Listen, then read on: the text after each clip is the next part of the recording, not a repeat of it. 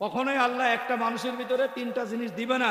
যদি দেয়, এই মানুষটা বলবে আল্লাহ বলে কেউ নাই, আল্লাহর অস্তিত্ব ভুলে যাবে, আল্লাহকে আর মানতে চাবে না।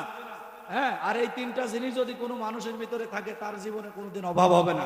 এক নম্বর হলো হাতের লেখা, দুই নম্বর হলো কণ্ঠ, তিন নম্বর হলো চেহারা। কি বলেন, একমত আছেন তো? বোঝে না কিছু। বলছে আপনার কণ্ঠ যদি ভালো হয়, ওই মাঠের মাঝখানে যেয়ে যদি একটু গুনগুন আওয়াজ দেন, বলবে ছেলেটা কার রে? কথা ঠিক কিনা? চেহারাটা যদি একটু মায়াবী হয়, আরেকটু আকৃষ্টতা আসবে, আরেকটু ভালোবাসা জমবে ওর উপরে।